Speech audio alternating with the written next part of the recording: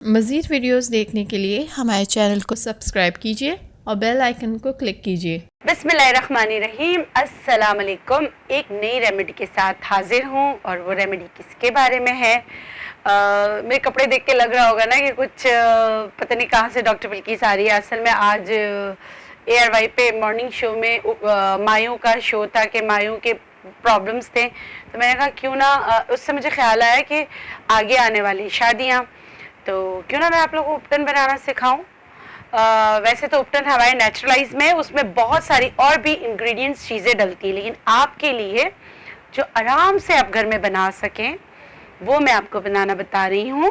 क्योंकि फिर चीज़ें यहाँ बहुत सारी हो जाती है, तो आप लोग यूट्यूब पर फिर सवालात आते, इतनी सारी चीज़ें यहाँ से नहीं मिलती वहाँ से नहीं मिलती, तो उसको थोड़ा कम करके आपको बता रही हूँ। आपकी हेल्प भी हो जाएगी और ये चीज़ें ऐसी हैं कि इंशाल्लाह हर जगह से मिल जाएगी। सिर्फ मैं 5 चीज़ों को बता रही हूँ, उसका रिजल्ट भी बहुत अच्छा आएगा इंशाल्लाह। तरमुज के बीज। दूसरा इंग्रेडिएंट है हमारा आंबा हल्दी। तीसरा इंग्रेडिएंट है अर्जुन की छाल। चौथा इंग्रेडिएंट है हमारा छोटी चंदन। पांचवा बादाम। हमने करना क्या है? तरमुज, हल्दी, अर्जुन की छाल और छोटी चंदन, इनको पहले से पीस के रख लिया है। आप अगर खुद ये वाला इस तरह हुए इसको कूट लेते हैं, ठीक है, जो ये वाले कलर की हल्दी नहीं होती है, ये इसको कूटते हैं तो ये वाली, और इसकी खुशबू बड़ी अच्छी निकलती है। आपको ऐसे इसमें से खुशबू आती है जैसे कैरी की और इसकी, और थोड़ी सी अदरक की, देखिए अदरक की जैसी है और कैरी की खुशबू आती है, तो इसलिए इसको मैंगो जिंजर कहा जाता है। तो हम पहले क्या, हमने तरमुज के बीज पीस लिए हैं, पाउडर बना लिए, सारे हम वजन है। दूसरा आंबा हल्दी, ठीक है, आंबा हल्दी पीस लिया है, ये भी हम वजन है।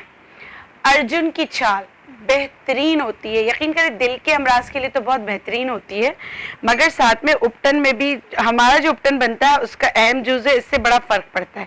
अच्छा, आप जब भी कोई भी चीज़ मतलब कि वो करें ना, मिक्स करें पाउडर वगैरह, तो जैसे मैंने एक पाउडर डाला जो दूसरा डाल रही हूँ, उसको अच्छी तरीके से मिक्स कर लें।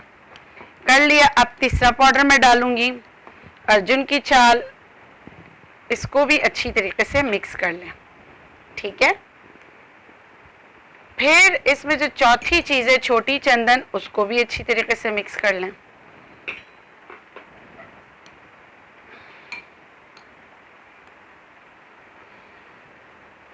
अच्छा, हम लोग तुलसी भी डालते हैं, नीम के पत्ते भी डालते हैं, गुलाब की पत्तियां भी डालते हैं। ये चीज़ें ऐसी होती बेज़रर होती हैं और आपके स्किन के लिए अच्छी होती हैं। मैंने इसमें ये जो हल्दी थी थोड़ी कम डाली थी, ठीक है, कि उसका वो देख लूँ कलर, फिर मैं हल्दी और डाल दूंगी, तो मैं और हल्दी डाल रही हूँ। सारी चीज़ें हम वज़न है, लेकिन हल्दी डालते हुए कोई ख्याल कीजिएगा कि बहुत ज़्यादा तेज़ रंग की नहीं हो। एक चीज़ रह गई है बादाम। मैंने क्यों ये सारी चीज़ें मिक्स की, और क्योंकि हम लोग बादाम पूरा पूरा डालते हैं, आप भी बादाम पूरा पूरा डालिएगा, ठीक है। ये बादाम मैं डाल रही हूँ और इससे ही पाउडर ले रही हूँ। वालेकुम अस्सलाम इरशाद साहब, क्या हाल है आपके? अच्छा, फिर मैंने क्या किया कि जो बादाम है इसको इसके साथ पीस लूंगी, ठीक है। सारे जो पाउडर है उनमें ऑयल नहीं है, मगर बादाम में ऑयल है। बादाम आप अकेला पीसेंगे तो पीसेगा भी नहीं, उसका ऑयल निकल आएगा, तो इसलिए पाउडर बनाने के बाद उसमें बादाम मिलाया गया, ठीक है।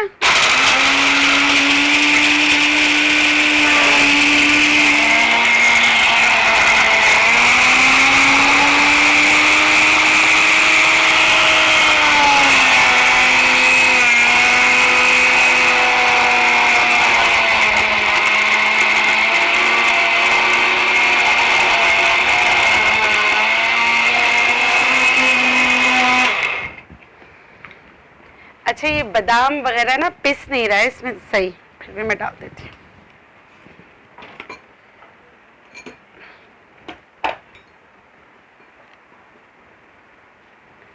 अच्छा, एक चीज़ मैं आपको दिखाना चाह रही हूँ।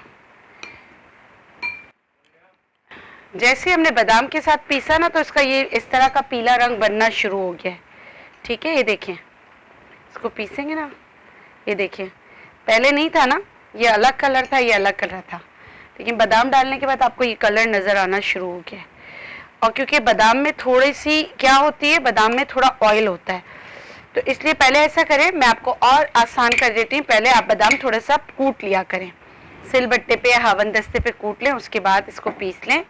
तो ये देखें, ये आपका उपटन जो है तैयार हो गया। अभी भी इसमें बादाम सही पीसा नहीं है, लेकिन मकसद आपको बताने का ये कि आपको रेसिपी समझ में आ गई होगी।